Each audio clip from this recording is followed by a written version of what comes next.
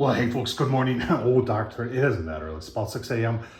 We're gonna put a brisket on today. I've had a brisket flat, sitting in the freezer for about 9 months now, waiting on this grill. Oh, there was a lot of anticipation for it, and I picked one up back when you could still get them for a brisket flat for 40 bucks. And put it in the freezer, said it's for this grill. So that's what we're gonna do today, folks. We use a little bit of different setup. I'll show you the different setup. 225 low and slow, and get a lot of smoke in there, and it's good. Oh man, I can't wait to show you. I can't wait to cook it. Well, let's get going. All right, so let's give you a look at the setup here.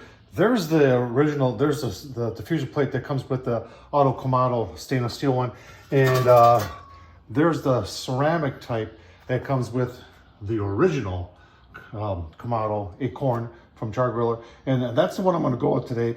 And the reason for that is because this one is rounded, and I want to be able to put a water pan and then put my top grate on there. A lot of people said that this one is bigger, and you can just see that it's really close.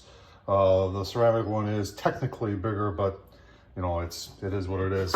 So my only reason for using this is because it's flat, and then I'll be able to put a water pan. So we're gonna get some B&B in there. We're gonna get B&B hickory lump, and then I'm gonna put some pieces of oak in the charcoal and get her fired up and give you looks. Right, a lot of people are giving me questions about, Tom, I'm having a hard time controlling the temp. I get it going, way overshoots and it won't come down. So, and I talked to a couple of people about this, and I had that issue the very first time I used this grill. You cannot overstart your charcoal. I got one little square in there. I got everything prepared to go on there, and I'm not gonna let this go crazy. Remember, you got that blower underneath there. It'll do all the work for you. Just get a fire going in there, just barely, like you see, I got it just in the center there. Once I get those charcoals going, I'm gonna put my setup in there, close it down, turn it on, and let the blower do all the work, and let it bring the temp up, because once you overshoot, remember, it's a Kamado, so these things are super efficient, super insulated.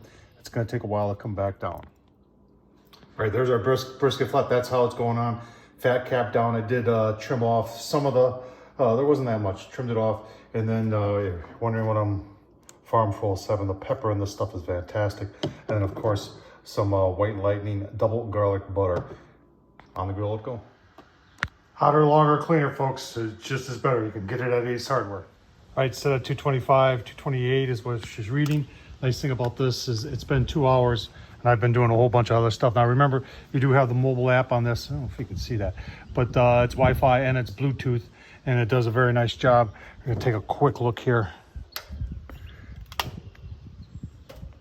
Oh yeah, get some nice color, nice smoke rolling there. We'll keep on going here. Right now, internal is 147. We'd like to take this up. We're gonna get in the stall pretty soon. And then 165 is usually what I shoot for before I wrap. But we'll give you a look, see when it's time to wrap. Yeah, it's kind of boring. It just holds 225, 6 hours into it, 167 internal. We are ready to wrap here. Let's take a quick look on the inside before I wrap it so you can see it. Oh man, nice color, really nice color. So we're gonna get this off and get it wrapped.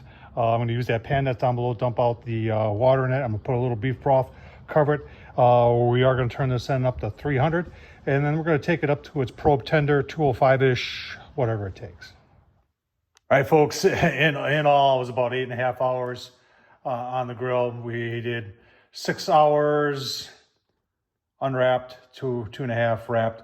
We let it rest now for about an hour. I didn't get to probe tender, so we'll see how we did. Go right down the middle here. Hey, a nice little smoke ring in there. Let's take a chunk off there and do the old bendy test. I can tell you right now, it's probably not going to be one of my best brisket flats. But you know what?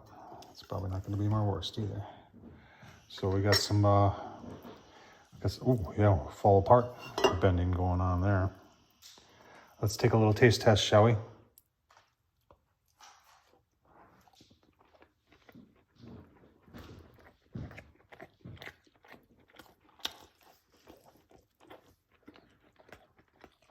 Okay.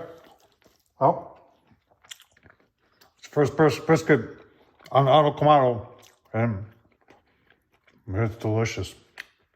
Got a nice bend going on there. Smoke ring could have been a little bit better.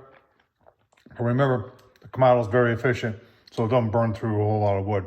The more wood you burn, more charcoal you burn, the more of a smoke ring you're going to get. Tom Horsman, YouTube. Thumbs up, leave a comment. Good eating here. Thanks for watching, folks.